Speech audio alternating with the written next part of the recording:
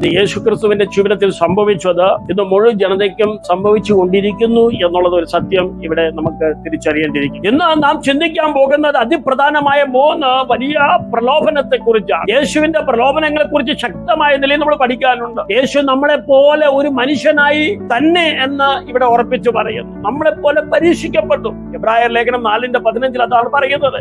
എന്നിട്ടും യേശു എന്ത് ചെയ്തില്ല? പാപം ചെയ്തില്ല. യേശു എന്ത് ചെയ്തില്ല?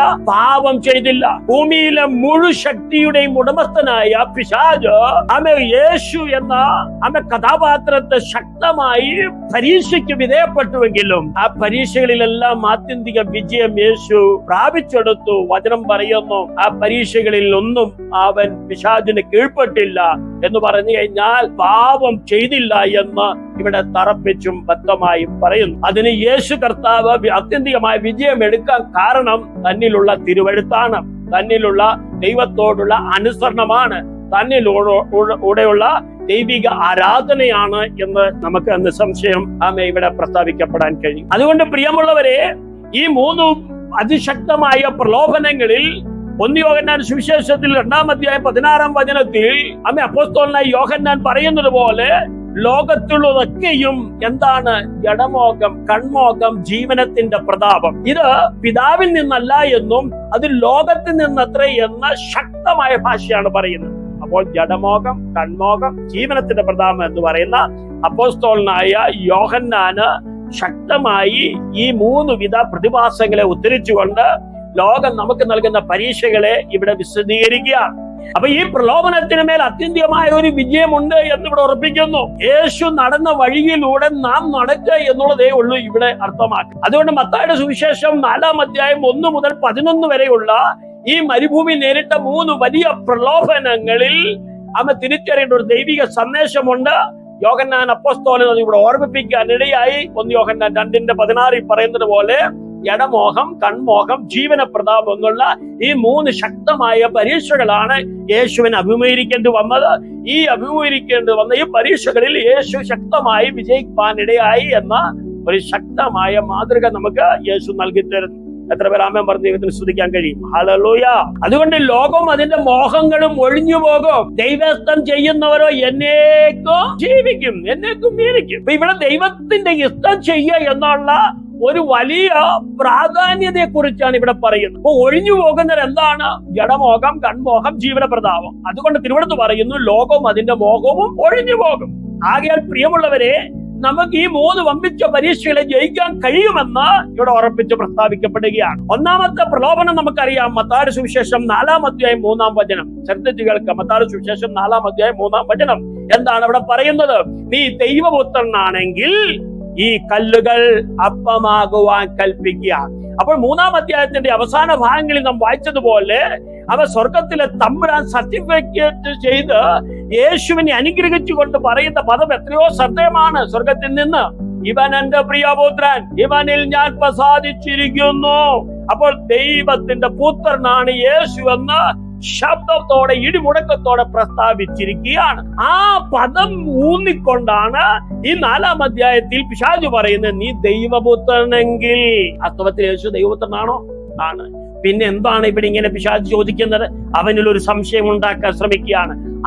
ഹവ്വായിൽ സംശയം ഉണ്ടാക്കി അതേ പിശാച് ഇവിടെ പുതിയ നിയമത്തിൽ യേശു അവനിൽ സംശയം ഉളവാക്കാൻ ശ്രമിക്കുകയാണ്. ഈ ദൈവപുത്രനെങ്കിൽ ഈ കല്ലുകൾ അപ്പമാകാൻ കൽപ്പിക്കുക. അപ്പോൾ യേശുവിന്റെ ശാരീരിക വിശപ്പ് ഒരു അത്ഭുതകരമായി ശമിപ്പിക്കാൻ സാത്താൻ ഇവിടെ പ്രലോഭിപ്പിക്കുന്നു. ഒരിക്കൽ കൂടെ ഞാൻ പറയാം, മനുഷ്യൻ അഭിമുഖീകരിക്കുന്ന ശാരീരികമായ പ്രലോഭനങ്ങളെ നമ്മൾ തന്നെ എന്ത് ചെയ്യണം? നമ്മുടെ കഴിവുകൾ കൊണ്ട്, നമ്മുടെ സാമർത്ഥ്യം കൊണ്ട് ദൈവത്തിന്റെ പരീക്ഷയ്ക്കകത്ത് വശംവദരാകണമെന്നുള്ള ഒരു ചിത്രമാണ് ഇവിടെ കാണിക്കുന്നത്. പ്രിയമുള്ളവർ, അതുകൊണ്ട് നമ്മൾ മനസ്സിലാക്കേണ്ട ഒരു കാര്യമുണ്ട്. ജഡത്തോടുള്ള നമ്മുടെ ആസക്തിയെ നമ്മൾ തിരിച്ചറിയണം. ജഡത്തോടുള്ള നമ്മുടെ ആസക്തിയെ, ശരീരത്തിന്റെ അഭിലാഷങ്ങളെ തിരിച്ചറിയണം. യേശു അതിന് കൊടുത്ത മറുപടി എന്താണ്? മനുഷ്യൻ അപ്പം കൊണ്ടു മാത്രമല്ല, ദൈവത്തിന്റെ വായിൽ കൂടി വരുന്ന സകല വചനവും കൊണ്ടും എന്ത് ചെയ്യുന്നു? ജീവിക്കുന്നു. വാസ്തവത്തിൽ ഈ തിരുവെടുത്ത് പറയുന്നത് എവിടെ നിന്നാണെന്ന് അറിയാമോ? മോശയിക പുസ്തകത്തിൽ ആവർത്തന പുസ്തകം എന്ന പുസ്തകമുണ്ട്. ആ പുസ്തകത്തിലെ 8-ാം അധ്യായം 3-ാം വചനം ഉദ്ധരിച്ചുകൊണ്ടാണ് യേശു കർത്താവ് ഈ പിശാചിന്റെ മേൽ. അപ്പോൾ ഒരു കാര്യം വ്യക്തമായി മനസ്സിലാക്കിക്കൊള്ളുക, നമ്മുടെ ജീവിതത്തിലെ ശാരീരിക അഭിലാഷങ്ങളെ, ശാരീരികമായി നമുക്ക് നേരിടുന്ന പ്രലോഭനങ്ങളെ, മോഹങ്ങളെ അതിജീവിക്കണമെങ്കിൽ നമുക്ക് ആവശ്യമായ അത്യന്തപരമായ ഒരു ഘടകമെന്ന് പറയുന്നത് ദൈവത്തിന്റെ വചനമാണ്. എത്ര പേർക്ക് ആമേൻ സ്തോത്രം ചെയ്യാൻ കഴിയും?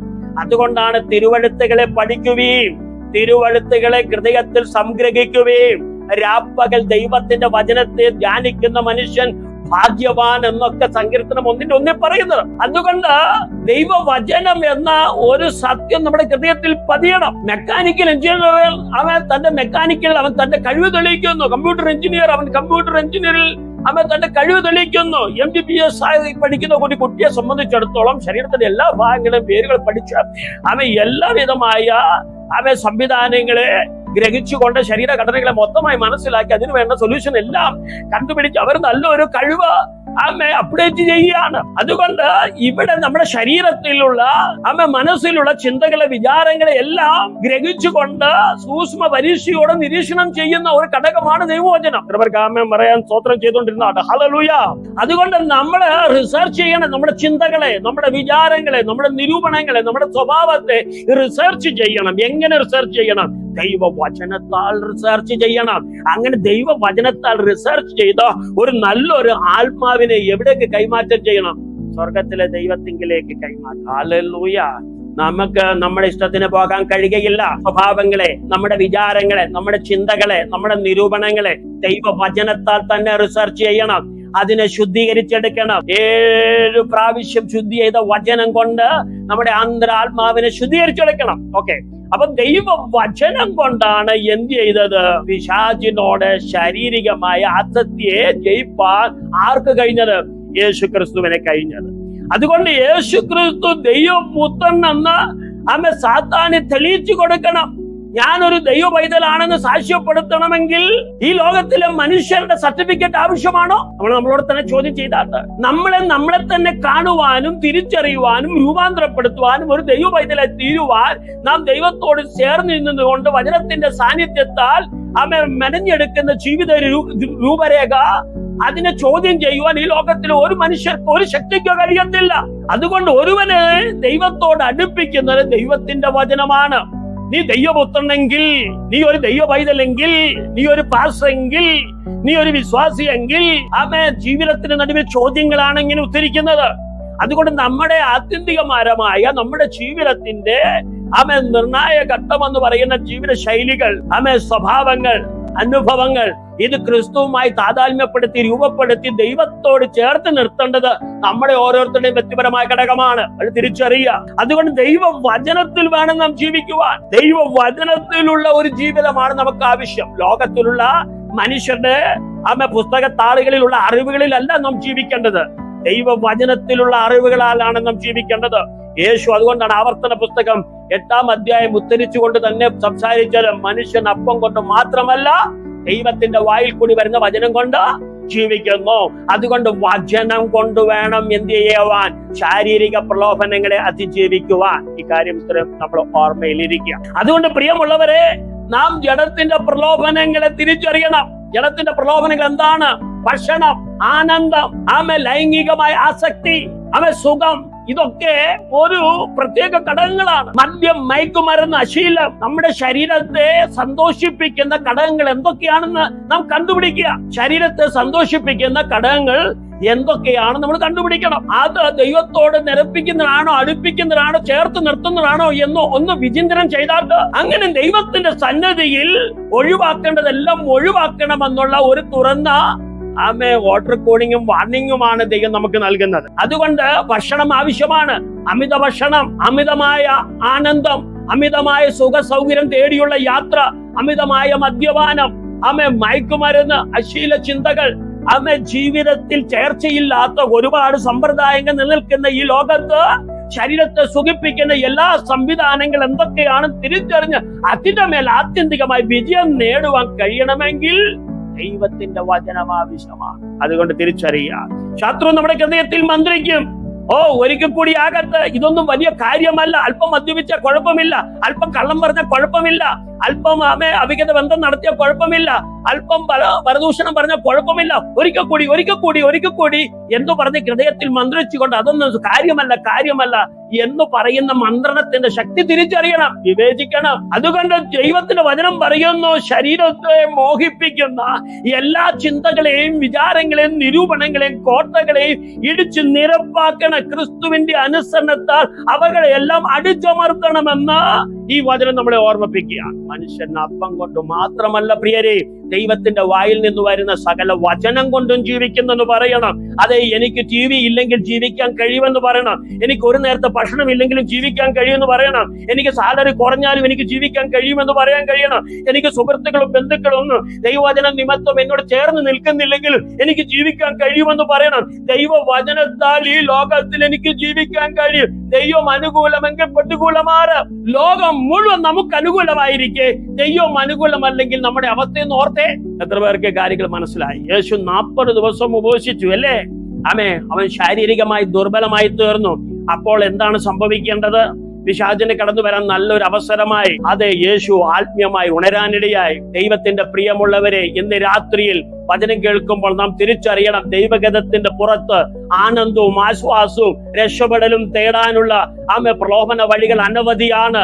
അവ തിരിച്ചറിയൂ, പുറത്തു വരൂ, യേശു ക്രിസ്തുവിൽ വിശ്വസിക്കൂ, ശാരീരിക അഭിലാഷങ്ങളെ ദൂരെ എറിയ. നമ്മളുടെ ജീവിതത്തിലെ വൈകാരികമായ വിശപ്പിനെ തിരിച്ചറിയട്ടെ, ഏകാന്തതയുടെ അനുഭവങ്ങളെ തിരിച്ചറിയട്ടെ, ആസക്തിയുടെ നിമിഷങ്ങൾ തിരിച്ചറിയട്ടെ. ദൈവത്തിന്റെ വാഗ്ദാനങ്ങളിൽ ആശ്രയിക്കണമെന്ന് ഈ തിരുവെടുത്ത് ശക്തവും വ്യക്തവുമായി നമ്മോട് സംസാരിക്കുക. പഴയ നിയമത്തിൽ നിങ്ങൾക്ക് എത്ര പേർക്കറിയാം യേശാവിനെ കുറിച്ച്? പഴയ നിയമത്തിൽ യേശാവിനെ കുറിച്ച് എത്ര പേർക്കറിയാം? വചനം പറയുന്നത് ഇങ്ങനെയാണ്. ഉൽപ്പത്തി പുസ്തകം 25-ാം അധ്യായത്തിൽ 29 മുതൽ 34 വരെയുള്ള വചനങ്ങൾ. ഒരു പാത്രം പായസത്തിന് വേണ്ടി തന്റെ ജന്മാവകാശം ഉപേക്ഷിച്ചു. വിശ്വാസത്തിന് പകരം മാംസത്തിന്റെ ഒരു ദാരുണമായ തെരഞ്ഞെടുപ്പല്ല ഇവിടെ കാണുന്നത്. യേശാവ് യാക്കോബിനോട് പറയുന്നത് എന്താണ്? ഒരു ചുവന്ന പായസം കുറെ എനിക്ക് തരണം, ഞാൻ നന്നായി ക്ഷീണിച്ചിരിക്കുന്നു. അതുകൊണ്ട് അവന് ഏതോ ചുവന്നവൻ എന്നൊക്കെ പേരായി. നിങ്ങൾക്ക് ആ പദം അറിയാമോ?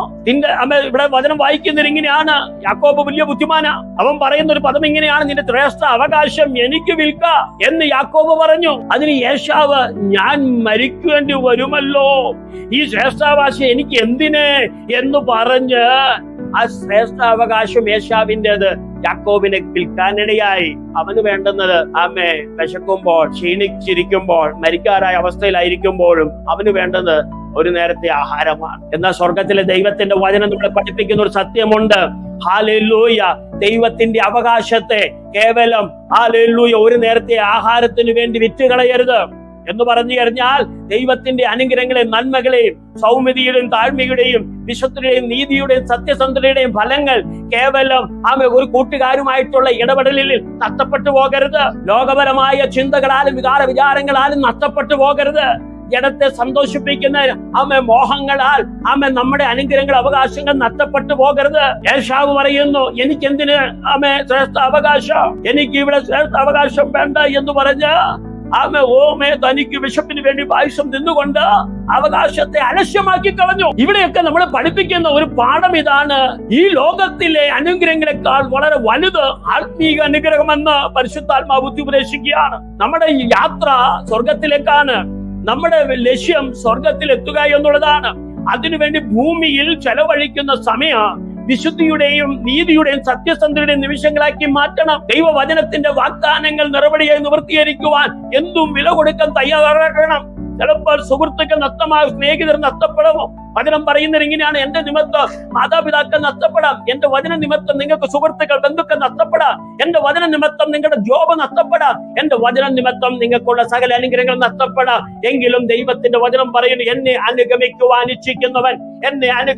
ഇച്ഛിക്കുന്നവൻ തന്നെത്താൻ ത്യജിച്ച് തന്റെ ക്രൂശ് എടുത്ത് എന്നെ അനുഗമിക്കുക എന്ന് പറഞ്ഞാൽ, തന്റെ ക്രൂശ് എന്ന് പറഞ്ഞാൽ നമ്മുടെ ജീവിതത്തിൽ യേശു ക്രിസ്തു നിമിത്തം നേരിടുന്ന നഷ്ടങ്ങൾ എന്തൊക്കെയായാലും അത് സഹിക്കാൻ തയ്യാറാകണം.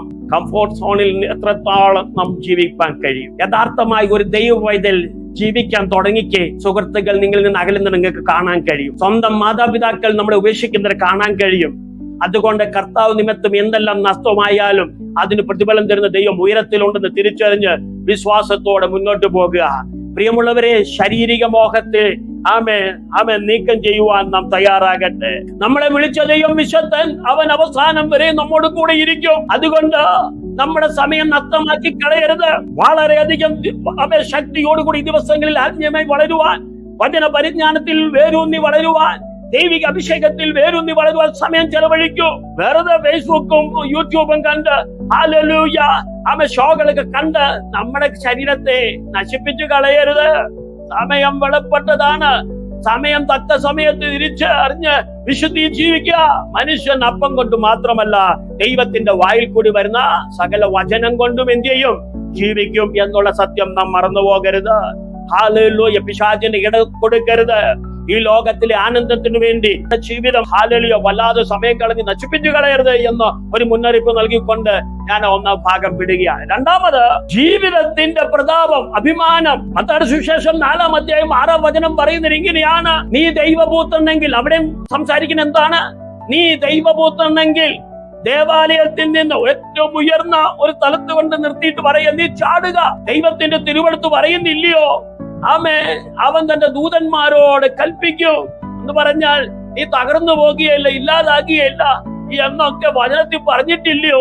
അതുകൊണ്ട് നീ താഴോട്ട് ചാടുക എന്ന് ആര് പറയാണ്? പിശാച് യേശുവിനോട് പറയുക. ഇവിടെ നോക്കണം, വാസ്തവത്തിൽ യേശു ക്രിസ്തുവിന്റെ ഉദ്ദേശം എന്താണ്? ഞാൻ ഒരു ദൈവമായിട്ട് പ്രകടമാകാൻ വേണ്ടി വന്നതല്ല, ഒരു ദൈവപുത്രനായിട്ട് പ്രകടമാകുവാൻ വേണ്ടി വന്നതല്ല. ഞാൻ സാധാരണ ഒരു മനുഷ്യനായിട്ട് ജീവിക്കാനാണ് വന്നത്. അതുകൊണ്ട് സാധാരണ മനുഷ്യനായി ജീവിക്കാൻ തയ്യാറായിരിക്കെ ഞാനൊരു ദൈവപുത്രനാണെന്ന് ഇവിടെ വിളംബരം ചെയ്യേണ്ട കാര്യമില്ല. താൻ ആരാണെന്ന് തെളിയിക്കുവാൻ ഒരു അത്ഭുതകരമായ പ്രവൃത്തി ചെയ്യണമെന്ന് സാത്താൻ യേശുവിനോട് ആവശ്യപ്പെടുകയാണ്. ഇതിൽ നിന്ന് നമ്മൾ മനസ്സിലാക്കുന്ന ചിത്രം എന്താണ്? പൊങ്ങച്ചം കാണിക്കണം, ദൈവത്തെ നിർബന്ധിച്ച് പ്രവർത്തിക്കാനും പൊതുജന പ്രശംസ നേടാനും ഒക്കെയുള്ള ഒരു പ്രലോഭനമല്ലയോ ഇവിടെ കാണുന്നത്? അതുകൊണ്ട് പരീക്ഷയിൽ അകപ്പെടാതിരിക്കാൻ യേശു കൊടുത്ത മറുപടി എന്താണ്? മത്തായി 4:7 പറയുന്നു, നിന്റെ ദൈവമായ കർത്താവിനെ എന്ത് ചെയ്യരുത്? പരീക്ഷിക്കരുത്. വാസ്തവത്തിൽ ഇത് ഏത് അധ്യായത്തിലെ തിരുവെഴുത്താണ്? മോശയിക പുസ്തകത്തിൽ ആവർത്തന പുസ്തകം 6-ാം അധ്യായം 16-ാം വചനമാണ് ഉരുവിട്ടത്. അപ്പോൾ ഒരു കാര്യം മനസ്സിലാക്കണം, മോശയിക പുസ്തകത്തിൽ എഴുതപ്പെട്ട എല്ലാ തിരുവെഴുത്തുകളും ദൈവിക വചനങ്ങളും ആരുടെ ഹൃദയത്തിലുണ്ട്? യേശു ക്രിസ്തുവിന്റെ ഹൃദയത്തിലുണ്ട്. അതുകൊണ്ട് ഇന്ന് വചനം കേൾക്കുന്ന ദൈവ പൈതലേ, സങ്കീർത്തനങ്ങളിലൂടെയും മോശയിക പുസ്തകങ്ങളിലൂടെയും പുതിയ നിയമത്തിലൂടെയും നമുക്ക് നൽകുന്ന ദൈവവചനങ്ങൾ ഓരോ ദിവസവും നമ്മുടെ ഹൃദയത്തിൽ ഹൃദിസ്ഥമാക്കണം. ബഥാന്യയിൽ യേശു കടന്നു വരുമ്പോൾ മറിയ ദൈവവചനം കേൾക്കാൻ തയ്യാറായി. ദൈവവചനം കേൾക്കുന്നതെല്ലാം അവിടെ ഹൃദയത്തിൽ സംഗ്രഹിച്ചു വെച്ചു. അതുകൊണ്ട് ഈ കാലഘട്ടത്തിൽ ദൈവമക്കളെ ജീവിക്കാൻ നമുക്ക് കഴിയണമോ? ദൈവവചനം വളരെ അത്യന്താപേക്ഷിതമാണ്. വചനമില്ലാതെ ഈ ലോകത്ത് ഒരു മനുഷ്യനും മുമ്പോട്ട് പോകാൻ കഴിയത്തില്ല. നമ്മുടെ പുറകെ പരീക്ഷകളുണ്ട്, നമ്മുടെ പുറകിൽ പ്രലോഭനങ്ങളുണ്ട്, നമ്മുടെ പുറകിൽ അടിക്കടി സാത്താന്റെ എല്ലാ തന്ത്രങ്ങളും ഉണ്ട്. എങ്ങനെ നിനക്ക് ജയിക്കണം കഴിയും? നമ്മളൊന്ന് പറഞ്ഞാട്ട് എങ്ങനെ നമുക്ക് ജയിക്കാൻ കഴിയും? ദൈവവചനം വേണം. യേശുവിന്റെ മറുപടി ഇതാണ്: നിന്റെ ദൈവമായ കർത്താവിനെ എന്ത് ചെയ്യരുത്? പരീക്ഷിക്കരുത്. ഇതും എവിടെ നിന്ന് പറയുന്നത്? ആവർത്തന പുസ്തകം 6:16 നിന്നാണ് ഉദ്ധരിക്കുന്നത്. ഇന്ന് രാത്രി വചനം കേൾക്കുന്ന പ്രിയമുള്ളവരെ, അഹങ്കാരത്തിന്റെയും പദവിയുടെയും അതുപോലെ തന്നെ ദൈവത്തെ കൃത്രിമമായി കൈകാര്യം ചെയ്യുന്നതിന്റെ ഒക്കെ ഒരു പരീക്ഷണമല്ലയോ ഇവിടെ കാണിക്കുന്നത്? നീ താഴത്ത് ചാടുക എന്ന് പറയുമ്പോൾ സ്വയം ചാടണം എന്നുള്ളതല്ലേ ഇവിടെ ആഗ്രഹിക്കുന്ന പിശാച്. സ്വയം നമ്മുടെ കഴിവുകളെ വെളിപ്പെടുത്തി, സ്വയം നമ്മൾ പൊങ്ങച്ചക്കാരായി മാറി, സ്വയം നമ്മൾ അഹങ്കാരികളായി മാറി, സ്വയം മറ്റുള്ളവരുടെ പ്രശംസ പിടിച്ചു പറ്റാൻ വേണ്ടി എല്ലാ കുതന്ത്രങ്ങളും ഉപയോഗിച്ച് സ്ഥാനങ്ങളും മാനങ്ങളും അധികാരങ്ങളും നമുക്ക് ആവശ്യത്തിന് കൈപ്പറ്റുമ്പോൾ ഇവിടെ എല്ലാം ലഭിക്കപ്പെടുന്നത് പിശാചിന്റെ പരീക്ഷകളല്ലയോ? നീ സ്വയം താഴ്ന്നു ചാടുക. വചനം പറയുന്നില്ലയോ ദൂതന്മാർ കൈകളിൽ താങ്ങിക്കൊള്ളുമെന്ന്? യേശു കൊടുത്ത മറുപടി എന്താണ്? നീ നിന്റെ ദൈവമായ കർത്താവിനെ എന്ത് ചെയ്യരുത്? പരീക്ഷിക്കരുത്. എത്ര പേർക്ക് പറയാൻ കഴിയും, എനിക്ക് മത്സരിച്ച് കോമ്പറ്റീഷൻ ചെയ്ത് മറ്റുള്ളവരെ വിഷമിച്ച് എനിക്കൊരു സമ്മാനം വേണ്ട എന്ന് എത്ര പേർക്ക് പറയാൻ കഴിയും? എനിക്ക് ആരോടും വഴക്കുണ്ടാക്കി അടിയുണ്ടാക്കി പ്രശ്നങ്ങളെ സൃഷ്ടിച്ച് എനിക്കൊരു അനുഗ്രഹം വേണ്ട എന്ന് എത്ര പേർക്ക് പറയാൻ കഴിയും? മറ്റുള്ളവർ വേദനിച്ചാലും ഞാൻ ഉയരണമെന്നുള്ള ചിന്ത ആരിൽ ഉണ്ടാകുന്നുവോ ഓർത്തുകൊള്ളണം, അപകടം നമ്മുടെ മുമ്പിലുണ്ട്. അതുകൊണ്ട് യേശു തിരഞ്ഞെടുത്തു, നിന്റെ ദൈവമായ കർത്താവിനെ എന്ത് ചെയ്യരുത്? പരീക്ഷിക്കരുത്. അതുകൊണ്ട് ഒരു കൃത്രിമ പരിപാടിക്ക് നമ്മൾ കൂട്ടി നിൽക്കരുത്. ഒരു കോമ്പറ്റീഷനിലും നമ്മൾ കൂട്ടി നിൽക്കരുത്. മത്സരം എവിടെ നടക്കുന്നുവോ ആ മത്സരത്തിൽ നിന്നും ഒഴിഞ്ഞു ഓടി രക്ഷപ്പെടുക. നമുക്ക് മറ്റുള്ളവരെ വേദനിപ്പിച്ചുള്ള ഒരു നന്മയും കിരീടവും സ്ഥാനങ്ങളും മാനങ്ങളും വേണ്ട എന്ന് തീരുമാനിക്കുക. യേശു ക്രിസ്തു പറയുന്നു, നിന്റെ ദൈവമായ കർത്താവിനെ എന്ത് ചെയ്യരുത്? പരീക്ഷിക്കരുത്. ഹല്ലേലൂയ. ഇന്ന് സോഷ്യൽ മീഡിയകളിലൂടെ ലൈക്കുകളും സബ്സ്ക്രൈബുകളും കിട്ടാൻ വേണ്ടി എന്തെല്ലാം കോപ്രായങ്ങളെ കാണിച്ചു കൂട്ടുന്നത് നമുക്കറിയാമോ? ഹല്ലേലൂയ. ദൈവവചനം പ്രസംഗിച്ചൊന്നും അല്ലല്ലോ ആര് പ്രശസ്തി നേടുന്നത്. ആത്മീയ ഗീതങ്ങളോ ദൈവവചനം പ്രസംഗിക്കുന്നിടത്ത് എത്ര പേർക്ക് ലൈക്കും കമന്റ്സും അടിക്കാൻ പറ്റും? ഇത് നല്ല വചനമാണ്, എനിക്ക് അനുഗ്രഹമായി ആരെങ്കിലും പറയുന്നുണ്ടോ? എന്നാൽ എത്രയോ ജഡികമായ സ്വഭാവങ്ങളും പ്രവൃത്തികളും കോമഡികളും അതുപോലെ തന്നെ തുണിയില്ലാത്ത ഓരോ രംഗ പ്രവേശനങ്ങളൊക്കെ കടന്നു വരുന്ന സംവിധാനങ്ങളിൽ എത്രയെത്ര വാരിക്കോരി ലൈക്കുകളും കമന്റ്സുകളുമാണ് കടന്നു വരുന്നത്. മനുഷ്യനെ വികൃതമാക്കി ജനത്തിന്റെ മുമ്പിൽ പ്രദർശിപ്പിക്കുമ്പോൾ ഒരുപാട് അഭിമാനങ്ങളാണ് ലോകം കൊടുക്കുന്നത്. സ്വയം ഇമേജ് വളർത്തുന്ന ചിത്രം എത്ര വൈകല്യത്തോടാണ് നാം കാണേണ്ടത്. നാം നമ്മുടെ നേട്ടങ്ങളെ കുറിച്ച് വിമ്പളക്കിയത് കൊണ്ട്, നാം ഉന്നതരാണെന്ന് തോന്നിപ്പിച്ചത് കൊണ്ട് നമുക്ക് ആയുസ്സിൽ എന്തു നേടി? എത്രത്തോളം നാം പ്രശംസ ഉയർത്തിപ്പിടിക്കും? മരണം വരുമ്പോൾ ഇതെല്ലാം കഴിയുന്നില്ലയോ? അതുകൊണ്ട് യേശു പറഞ്ഞു, നിന്റെ ദൈവമായ കർത്താവിനെ എന്ത് ചെയ്യരുത്? പരീക്ഷിക്കരുത്. ഇന്ന് രാത്രി വചനം കേൾക്കുന്ന പ്രിയപ്പെട്ടവരെ, നമുക്ക് വിജയം ആവശ്യമാണ്. ഈ ലോകത്തിലെ തന്ത്രങ്ങളിൽ നിന്നും മന്ത്രങ്ങളിൽ നിന്നും കുതന്ത്രങ്ങളിൽ നിന്നും മത്സരങ്ങളിൽ നിന്നും നമുക്ക് വിജയം ആവശ്യമാണ്. ഒരിക്കലും ഒരു വിദ്യാർത്ഥി പഠനം ഒഴിവാക്കിയിട്ട് ദൈവം എന്നെ വിജയിപ്പിക്കുമെന്ന് പറഞ്ഞ് മുന്നോട്ട് പോയാൽ അവൻ എങ്ങനെ വിജയിക്കാൻ കഴിയും? പഠനം ആവശ്യമാണ്, അധ്വാനം ആവശ്യമാണ് അവന് വിജയിക്കാൻ. പക്ഷെ വിജയിക്കണമെങ്കിൽ കുതന്ത്രം ആവശ്യമില്ല. എത്ര പേർക്ക് കാര്യങ്ങൾ മനസ്സിലാക്കുവാൻ കഴിയുന്നു? നാം ഒരുവൻ വിശുദ്ധനാകണമെങ്കിൽ അത് കുതന്ത്രങ്ങൾ ഉപയോഗിച്ച് വിശുദ്ധി ആവശ്യമില്ല. ഞാനൊരു പാർസായി തെളിയിക്കണമെങ്കിൽ, ഒരു വിശ്വാസിയായി, ഒരു ദൈവവൈദ്യനായി തെളിയിക്കണമെങ്കിൽ അഭിനയത്തിന്റെ ആവശ്യമില്ല. നമ്മുടെ ഹൃദയം ദൈവസന്നിധി നീതി നിഷ്കളങ്കരമായി നിലനിർത്തേണ്ടതിന് നമ്മൾ പ്രയത്നിച്ചാൽ നമുക്കൊരു വിജയമുണ്ട്. അതുകൊണ്ട് പരിശുദ്ധാത്മാവിൽ തിരിച്ചറിഞ്ഞുകൊള്ളുക. സ്വന്തം മഹത്വത്തിനായി ആരും തന്നെ കൃത്രിമമായി തന്നിലുള്ള ഭക്തി വെളിപ്പെടുത്തരുത് എന്ന് ഇവിടെ പരിശുദ്ധാത്മാവ് നമ്മളെ ബുദ്ധി ഉപദേശിക്കുകയാണ്. യേശു കർത്താവ് പറയുന്നു, നിന്റെ ദൈവമായ യഹോവയെ പരീക്ഷിക്കരുത്. നമുക്കിവിടെ ആവശ്യം താഴ്മയാണ്. ദൈവത്തോടൊപ്പം താഴ്മയോടെ നടക്കണം. ദൈവം നമ്മളോട് ശാരീരികമായ ഒരു പ്രകടനത്തിന് കൂട്ടു നിൽക്കത്തില്ല. ഹൃദയത്തിലുള്ള ആഴമേറിയ വിശ്വാസമാണ് ഇവിടെ പ്രാധാന്യം. വിശ്വാസം കൂടാതെ ദൈവത്തെ പ്രസാദിപ്പിക്കാൻ കഴിയുകയില്ല. ശൂന്യതയുടെ നടുവിൽ, നഷ്ടങ്ങളുടെ നടുവിൽ, വേദനകളുടെ നടുവിൽ, പ്രയാസങ്ങളുടെ നടുവിൽ, ഒറ്റപ്പെടലുകളുടെ നടുവിൽ ദൃഢധൈര്യത്തോടെ ഉറപ്പോടെ ക്രിസ്തുവിൽ വിശ്വസ്തയോടെ നിൽക്കുന്ന ഒരു ഭക്തനെയാണ് ദൈവം അന്വേഷിക്കുന്നത്. വിശുദ്ധിക്ക് വേണ്ടി ജീവിക്കുന്ന ഒരു ഭക്തനെയാണ് ദൈവം അന്വേഷിക്കുന്നത്. ഹല്ലേലൂയ. ഉസിയ രാജാവിനെ കുറിച്ച് എത്ര പേർക്ക് അറിയാം? 2 ദിനവൃത്താന്ത പുസ്തകത്തിൽ 26-ാം അധ്യായം 16-ാം വചനത്തിലുള്ള ഉസിയ രാജാവ്, താൻ ഒരു രാജാവാണ്. താൻ തന്റെ ശക്തിയിൽ അഹങ്കരിച്ചു. താൻ എന്താണ് ചെയ്തെന്നറിയാമോ? ദേവാലയത്തിൽ അഹങ്കാരത്തോടുകൂടെ പ്രവേശിച്ചു. താൻ അവിടെ എന്ത് ചെയ്തു? പുരോഹിതന്മാർ ചെയ്യേണ്ടുന്ന ശുശ്രൂഷ ഉസിയ രാജാവ് ചെയ്യാൻ തുടങ്ങി. അവന്റെ ജീവിതത്തിന് തന്നെ വലിയ പ്രയാസമുണ്ടാക്കി. ദൈവത്തിന്റെ ന്യായവിധി അവന്റെ മേൽ വന്നു. ആലയത്തിന്റെ നടുവിൽ തന്നെ അവനിലുള്ള കുഷ്ഠം വെളിപ്പെടുവാനിടയായി. പ്രിയമുള്ളവരെ, ഇവിടെ നമുക്ക് മനസ്സിലാക്കേണ്ട ഒരു കാര്യം, ആത്മീയ കാര്യങ്ങളെ അഹങ്കാരത്തോടെ കാണരുത്. ആത്മീയ അനുഗ്രഹങ്ങളെ അഹങ്കാരത്തോടെ കാണരുത്. ആത്മീയ ഫലങ്ങളെ അഹങ്കാരത്തോടെ വീക്ഷിക്കരുത്. നമുക്ക് ദോഷമുണ്ടാകുമെന്ന് തിരിച്ചറിയുക. ഉസിയ രാജാവ് താൻ ബലമാണെന്ന് കാണിച്ചുകൊണ്ട് തന്റെ ഹൃദയം നിഗളിച്ചു പോയി. അതുകൊണ്ട് നാശം അവനിൽ സംഭവിച്ചു. തിരുവെടുത്ത് പറയുന്നത് അതുകൊണ്ട് അവനെ ദൈവത്തിന്റെ സന്നിധിയിൽ നിന്ന് പുറത്താക്കി കളഞ്ഞു എന്നാണ് വിശുദ്ധ വേദപുസ്തകം നമ്മളെ പഠിപ്പിക്കുന്നത്. അതുകൊണ്ട് ദൈവത്തിന്റെ നാമം ഉപയോഗിച്ചുള്ള ഒരു സമ്മാനങ്ങൾ നമുക്ക് ആവശ്യമില്ല. ദൈവത്തിന്റെ നാമങ്ങൾ ഉപയോഗിച്ച് മറ്റുള്ളവരെ ആകർഷിക്കേണ്ടുന്ന ഒരു കാര്യവുമില്ല. അതുകൊണ്ട് യേശു ക്രിസ്തുവിന്റെ നാമം എല്ലാ നാമത്തിലും ശ്രേഷ്ഠ നാമമായതുകൊണ്ട് ആ നാമത്തിൽ നടത്തുന്ന എല്ലാ ബിസിനസ്സുകളും ദൈവം കാണുന്നുണ്ട്. അതുകൊണ്ട് ദൈവത്തിന്റെ നാമത്തെ ബിസിനസ് ആക്കി മാറ്റുകയും ദൈവത്തിന് കഴിച്ചു കൊടുക്കുന്ന പ്രാർത്ഥന ഒരു അഭിനയമാക്കി മാറ്റുകയും ചെയ്യുമ്പോൾ ഓർത്തുകൊള്ളണം, നമ്മളിൽ അറിയാതെ ദൈവത്തിന്റെ ന്യായവിധി വന്നു കഴിയുന്നു. അതുകൊണ്ട് ഭയഭക്തിയോടെ ദൈവം മുമ്പാകെ കടന്നു വരുവാൻ രാത്രി പരിശുദ്ധാത്മാവ് നമ്മുടെ ബുദ്ധി ഉപദേശിക്കുകയാണ്. അതുകൊണ്ട് ഭൂമി നമുക്ക് തരുന്ന പദവി, ഭൂമിയിൽ നമുക്ക് തരുന്ന നേട്ടങ്ങൾ, ഭൂമിയിൽ നമുക്ക് തരുന്ന സ്വാധീന, ഭൂമിയിൽ നമുക്ക് തരുന്ന വിജയ, നമുക്ക് വേണ്ടെന്ന് വെക്കേണ്ടടുത്ത് വേണ്ടെന്ന് വെക്കാൻ തയ്യാറാകണം. നമുക്ക് വേണ്ടുന്ന ആത്യന്തികമായ വിശുദ്ധിയിലുള്ള വിജയമാണ്, താഴ്മയുള്ള വിജയമാണ്, ദൈവത്തിന്റെ സൗന്ദര്യത്തിലുള്ള വിജയമാണ്, ദൈവത്തിന്റെ അനുഗ്രഹത്തിലുള്ള വിജയമാണെന്ന് ഇന്ന് രാത്രിയിൽ ഓർമ്മിപ്പിക്കട്ടെ. അതുകൊണ്ട് തിരുവെടുത്ത് പറയുന്ന ദൈവം അഹങ്കാരികളോട് എതിർത്ത് നിൽക്കുന്നു. ദൈവം താഴ്മയുള്ളവർക്ക് എന്ത് ചെയ്യാനാണ്? കൃപ നൽകുന്നു എന്നാണ് യാക്കോബ് അപ്പോസ്തലൻ 4-ാം അധ്യായം 6-ാം വചനം പറയുന്നത്. വിശുദ്ധ കരങ്ങൾ ഉയർത്തി ഒരിക്കൽ ദൈവത്തിന് സ്തോത്രം ചെയ്താട്ട്. ഹല്ലേലൂയ. അതുകൊണ്ട് യോഗ്യമായ വസ്ത്രം ധരിക്കാൻ ആവശ്യപ്പെടുകയാണ്. ഉപ്പിനാൽ രുചി വരുന്നതും കൃപയുടെയും ഉള്ള വാക്കുകൾ സംസാരിക്കുവാൻ ദൈവം ആവശ്യപ്പെടുകയാണ്.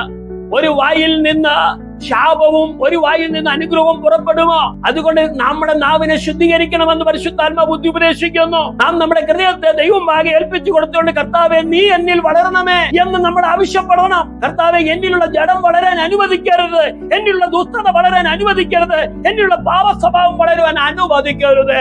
എന്നിൽ നിന്നിലുള്ള സ്നേഹം വളരാൻ അനുവദിക്കണം. എന്നിൽ നിന്നിലുള്ള സ്നേഹവും സൗമ്യതയും താഴ്മയും വളരുവാൻ അനുവദിക്കണം. അത് പ്രാർത്ഥിച്ചു തുടങ്ങണം. അടുത്ത മൂന്നാമത്തെ ഒരു കാര്യം കൂടെ പറഞ്ഞ് ഞാൻ നിർത്തട്ടെ. കണ്ണുകളുടെ മോഹം, കൺമോഹം. ഹാലിൽ മത്തായിയുടെ സുവിശേഷം 4-ാം അധ്യായം 8 മുതൽ 9 വരെയുള്ള വചനങ്ങൾ എന്താണ് പറയുന്നത്? ഈ രാജ്യങ്ങളൊക്കെ ഞാൻ നിനക്ക് തരാം, നീ വീണ് എന്നെ ഒന്ന് ആരാധിച്ചാൽ മതി, ലോക രാജ്യങ്ങൾ നിനക്ക് തരാം. എന്താണ് ഇവിടെ അർത്ഥമാക്കുന്നത്? ആരാധനയ്ക്ക് പകരമായി സാത്താൻ യേശുവിനെ ലൗകിക സമ്പത്തും അധികാരങ്ങളൊക്കെ വാഗ്ദാനം ചെയ്ത് പരീക്ഷിക്കുന്നു. അതെ, ലൗകിക സമ്പത്ത് ഒരു വിഗ്രഹാരാധനയാണ്, ലൗകികമായ അധികാരങ്ങൾ വിഗ്രഹാരാധനയാണ്, ലൗകികമായ സകല അനുഗ്രഹങ്ങളും വിഗ്രഹാരാധനയ്ക്ക് സമമാക്കിക്കൊണ്ട് യഥാർത്ഥമായ ആരാധന നഷ്ടപ്പെടുത്തിക്കൊണ്ട് സാത്താനിലുള്ള ആരാധനയിലേക്ക് ജനത്തെ കൺവേർട്ട് ചെയ്യുന്നു. നിത്യവിശുദ്ധതയ്ക്ക് പകരം, പ്രിയരെ ശ്രദ്ധിച്ചു കേൾക്കുക, നിത്യവിശുദ്ധതയ്ക്ക് പകരം താൽക്കാലിക വിജയം തെരഞ്ഞെടുക്കാനാണ് ഇവിടെ സാത്താൻ ശ്രമിക്കുന്നത്. ഹല്ലേലൂയ. ഒന്ന് വണങ്ങിയാൽ മതി എന്നെ, ഞാൻ നിനക്ക് വേണ്ടുന്ന പാസ്പോർട്ട് സഹായിച്ചു, നിന്നെ അമേരിക്ക വിടാം, നിന്നെ ജർമ്മനിയിൽ വിടാം, നീ ഒന്ന് വണങ്ങിയാൽ മതി, ഒരു അല്പം ഒന്ന് കീഴ്പ്പെട്ടാൽ മതി, പ്രമാണത്തോട് ഒന്ന് മാറി നിൽക്ക്, നിനക്ക് നല്ലൊരു പൊസിഷൻ ഞാൻ തരാം, നല്ല ഒരു ജോലി നിനക്ക് തരാം, നീ ഒരല്പം തന്ത്രം ഉപയോഗിച്ചാട്ട്, ഒരല്പം കള്ളം പറഞ്ഞാട്ട് നോക്കണം. വിവിധമായ പ്രലോഭനങ്ങളല്ലയോ പിശാച് നമുക്ക് തരുന്നത്. അതുകൊണ്ട് തിരിച്ചറിയണം, സോഷ്യൽ മീഡിയകളിലൂടെയും സാമൂഹ്യപരമായ ഇടപെടലുകളുടെയും നമ്മുടെ ഹൃദയത്തെ, മനസ്സിനെ, ആത്മാവിനെ ദൈവത്തിൽ നിന്ന് അകറ്റുന്ന എല്ലാ സംവിധാനങ്ങളും തിരിച്ചറിയണം. ബിസിനസ്സിലൂടെയും രാജ്യത്തിലൂടെയും കരിയറിലൂടെയും നമുക്ക് നേരിടുന്ന എല്ലാ പ്രലോഭനങ്ങളെ തിരിച്ചറിയണം. ദൈവത്തിലുള്ള വിശ്വാസം നഷ്ടപ്പെടുത്തി കളയുന്ന എല്ലാ മോഹവാഗ്ദാനങ്ങൾ ഉപേക്ഷിക്കുവാൻ ആത്മീകം തയ്യാറാകണമെന്ന് ഇന്ന് രാത്രിയിൽ ഉപദേശിക്കുക. ഈ രാത്രിയിൽ നാം എന്തെല്ലാം കേൾക്കാനിടയായി. ഹല്ലേലൂയ. വിജയം ശക്തി കൊണ്ടോ ജനപ്രീതി കൊണ്ടോ അല്ല, മറിച്ച് വചനത്തിലൂടെ ആരാധനയിലൂടെയും വെളിപ്പെടണം. Victory is not through strength or popularity, but through the word and worship. ജഡമോഹത്തെ നേരിടുമ്പോൾ ദൈവവചനം ഏതൊരു ആഗ്രഹത്തെക്കാളും ആഴത്തിൽ തൃപ്തിപ്പെടുത്തുന്നു എന്ന് നാം ഓർക്കുവാനിടയാകണം. അതുകൊണ്ട് ദൈവവചനം മതി എന്ന് തിരിച്ചറിയട്ടെ. ജീവിതത്തിൽ അഹങ്കാരങ്ങൾ നേരിടുമ്പോഴും താഴ്മയുള്ളവനായിരിക്കണം. Be humble and do not test God. ദൈവത്തെ ഒരിക്കലും പരീക്ഷിക്കരുത്. കൺമോഹം നേരിടുമ്പോൾ താൽക്കാലിക നേട്ടത്തിന് പകരം ശാശ്വതമായ പ്രതിഫലം തിരഞ്ഞെടുക്കൂ പ്രിയരെ. Choose permanent rewards over temporary gains. എത്ര പേർക്ക് തയ്യാറാകും ഇന്ന് രാത്രി? ഹല്ലേലൂയ.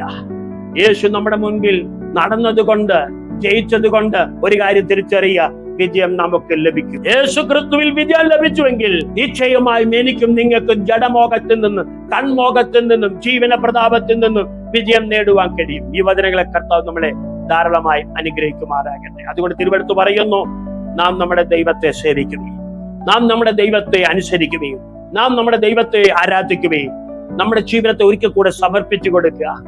ഹല്ലേലൂയ. ഈ ലോകമോഹങ്ങളെ ഒഴിവാക്കുക, പ്രലോഭന പരീക്ഷകളെ തിരിച്ചറിയുക, അധികാരമോഹങ്ങളെ ഒഴിവാക്കുക, മത്സര മേഖലകളിൽ നിന്നും ഒഴിവാക്കുക, ലൈംഗികപരമായ ആസക്തികൾ ഒഴിവാക്കുക, ജീവിതത്തെ ഉറക്കം കെടുത്തുന്ന എല്ലാ ദുഷ്ട സ്വപ്നങ്ങളിൽ രക്ഷ നേടുവാൻ ദൈവത്തിൽ ആശ്രയിക്കുക, വചനത്തിൽ സ്ഥിരപ്പെടുക.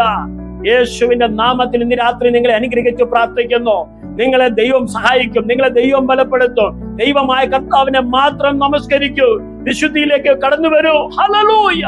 ഈ വചനങ്ങളെ കർത്താവ് നമ്മളെ ധാരാളമായി അനുഗ്രഹിക്കും.